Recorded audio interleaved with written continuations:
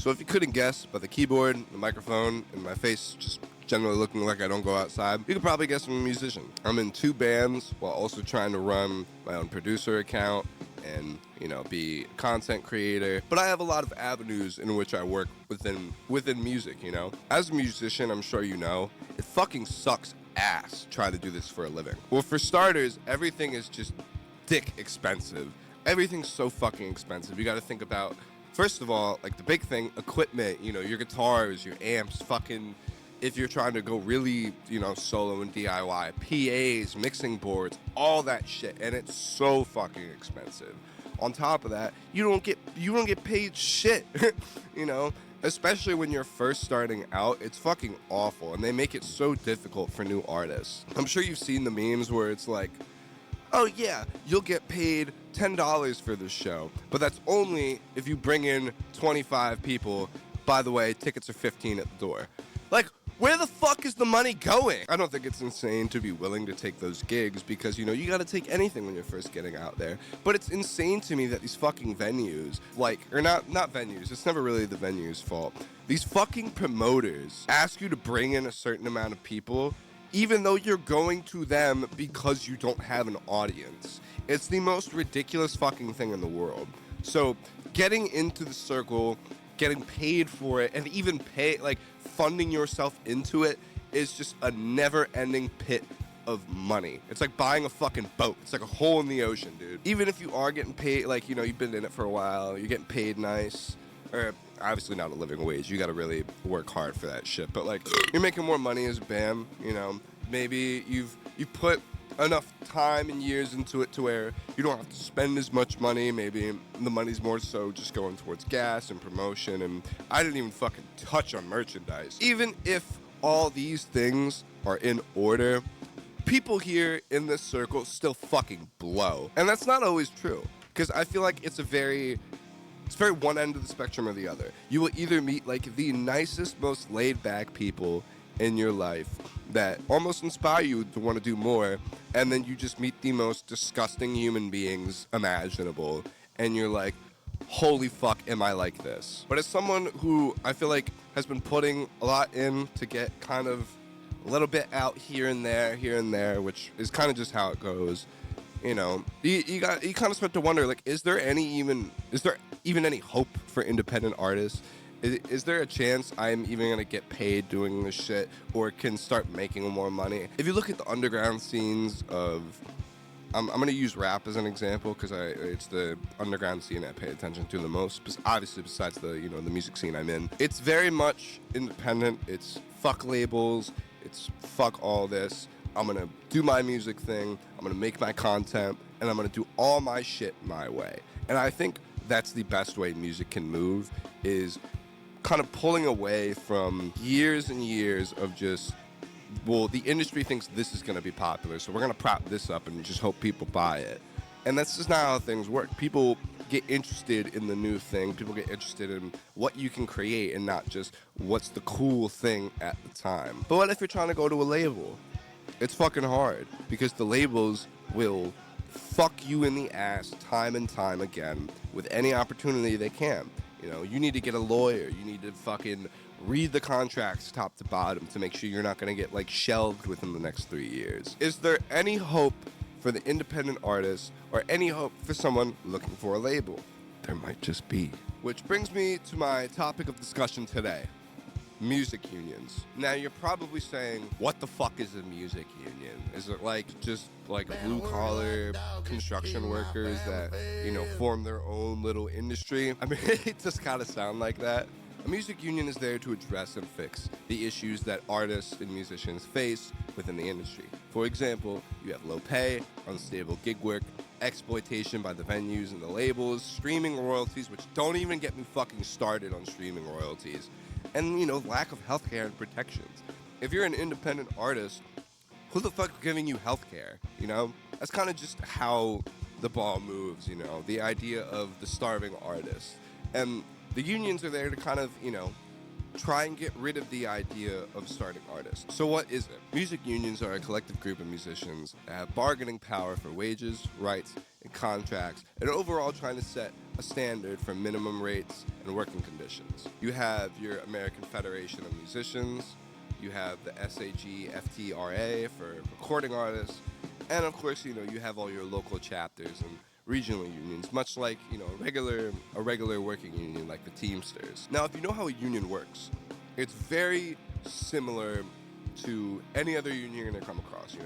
There's membership dues, like you pay to join, but in return for that payment, they make sure that you're getting paid. You have collective bargaining, when you get groups of these union workers to negotiate together with an employer or multiple employers to set the terms of their work instead of each other trying to negotiate alone. It's much easier when you have a group to back you. It's kind of like having your own label in a sense, but they don't really act as a label. They're more so like a security or a protection, so you don't get screwed in the ass. The bargaining usually is set for minimum pay rates, standard contracts, residual payments, and safe work conditions, like making sure that you're getting enough breaks, making sure that the equipment you're working with is not gonna fucking explode or something. They also hold the power to hold strikes. One of the most important strikes to date was the AFM recording ban.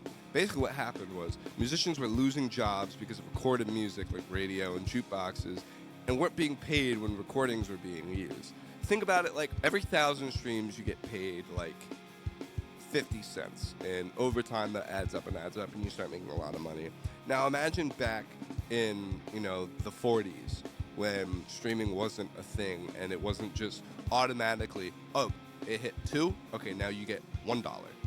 If no one was getting paid for any plays, maybe if it was the radio and they had a contract set up with the label to where, hey, every time we play this song on the radio, we'll pay you. That wasn't really a thing back then. So the AFM banned all commercial recording by union musicians for 2 years. And the result of this were labels were forced to pay into a new fund called the Music Performance Trust Fund. The Performance Trust Fund was a non-profit fund that pays musicians to perform free public concerts across the US and Canada. It was created so that musicians would get paid after recordings replaced most of live music jobs. Today, this fund still, gives money to thousands and thousands of gigs every year. So these are all, kind of the good aspects of the unions. You get standardized pay, protection from these shady venues and promoters. You get access to resources, rehearsal spaces, discounts, recording contracts that guarantee residuals, and legal help. But there are criticisms to be made about music unions. For example, dues can be very expensive. Now, obviously, these fees are there to help fund the union and keep it going. You typically pay a one-time initiation fee when you join, annual or quarterly dues, and then working dues, which is just a small percentage taken out of any union gig that you work. But besides dues, some musicians feel that unions don't represent the independent and DIY artists well, being that it's the way the scope of music and DIY artists has been moving is, it's DIY, it's do it yourself. And I feel like a lot of this kind of comes from people feel that the union has become too corporatized, I think. For example, I was a student of the School of Rock, and I never technically graduated. I was there for a very long time, but I never graduated because I just got tired of it. It wasn't the same anymore. The music, I wasn't feeling anything, and it was because it became too corporatized. Things felt different simply because of this corporal shift inside of the job. And that was just me as a student. A couple of years later, when I ended up working there for about a year, it was the same thing. I fucking hated it. You had to work out of the book. The kids hated the book, and they didn't want to learn shit from it. So I just stopped teaching them the book. Beyond this, a lot of people feel that unions are built around traditional music careers, things like orchestras, session musicians, film scoring, theater pits, and unionized venues, which, kind of ties back to the whole corporation idea of everything. And indie artists and DIY artists like myself, are doing self-produced releases, online content, local bar gigs, DIY tours, and I sell my instrumentals online.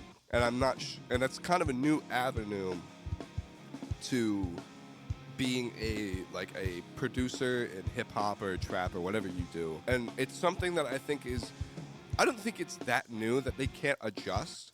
I just think the unions have not adjusted yet to it. Another thing is people feel that these dues or these minimum rates can price indie artists out of work. They often require minimum pay for gigs, standard session rates, and contract rules that venues must follow.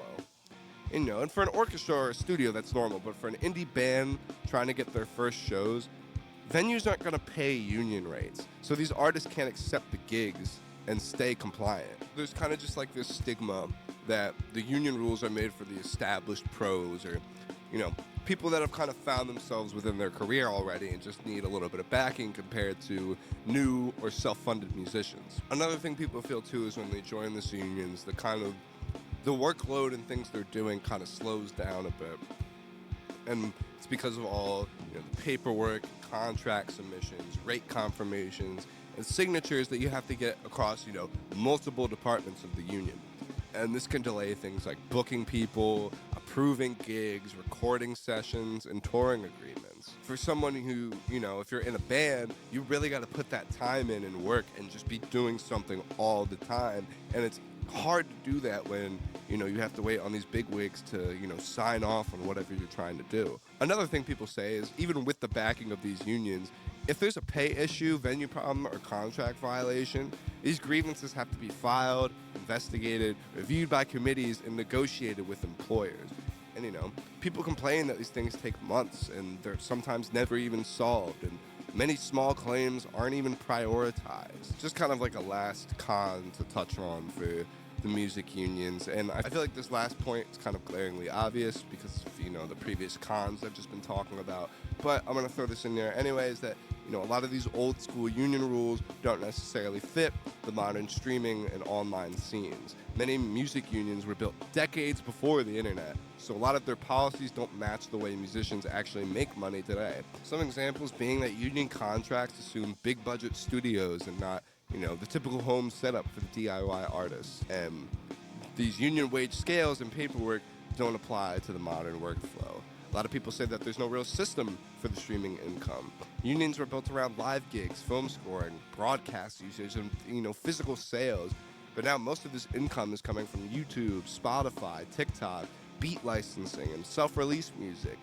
And on top of that too, if you're in a band, you're not making money off streaming. You're making money off your merchandise. You're making money off playing shows, but most of it's coming from your merchandise. Unions more than likely going to have fuck all to do with what goes on your t-shirt. And for people who are trying to fund these things themselves with union backing, a lot of the rates are too high for small projects. It makes collaboration a lot harder, and it makes it impossible to hire union players affordably. We've looked at a lot of the positives and negatives of music unions, and now it begs the question that, do independent artists need unions today? Whether indie musicians actually need unions is kind of a big debate. The answer isn't really that simple. It really depends on the kind of work that you do and what you expect to get out of it.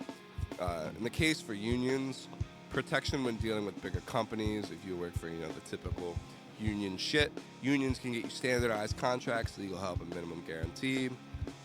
There's collective leverage that you can't get alone, emergency resources, but at the same time, most income now comes from streaming and not the union job. Union dues don't make sense if you're not doing union covered work.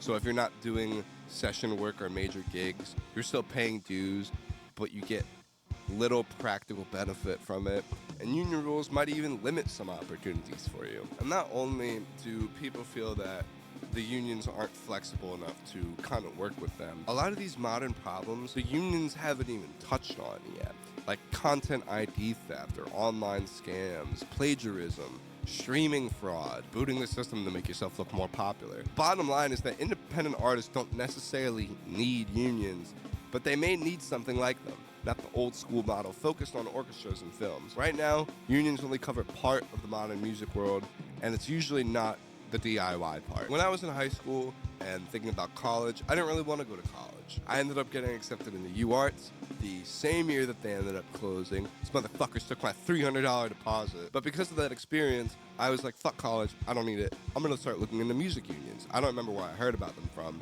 but I was like, maybe this is something to look into. It does seem appealing when you look at their websites and the benefits that they can give you and the protection that they offer. These are real lawyers and protection that artists do need for the modern day. And the issue is just that these unions don't necessarily cover the modern angles of these problems for the modern day. They more so know about the problems that used to exist and can help with those. And then anything else you kind of got to just figure out on your own. So that's most of the video today. I wanted to educate you guys on what music unions are, what they do, some of the benefits and the negatives to it. And just to ask, are these music unions outdated or are they more important than ever? If musicians don't unite, who sets the rules, the artists or the platforms? Let me know down in the comments what you guys think. Let me know if you're a musician yourself. Let me know if, maybe a union would be something for you. And also let me know what kind of musician you are. I want to see, the different angles of who is getting into this industry and who can benefit from these unions and who can't. If we figure out that, there are certain lanes for certain people and those lanes don't work for other people, then perhaps we should be setting up lanes for, these DIY artists. Some sort of version of a modernized music union that can help with these, modern problems. Modern day problems. Why? Let me know what you think about unions. Let me know what you think my next video should be, and I'll see you guys around.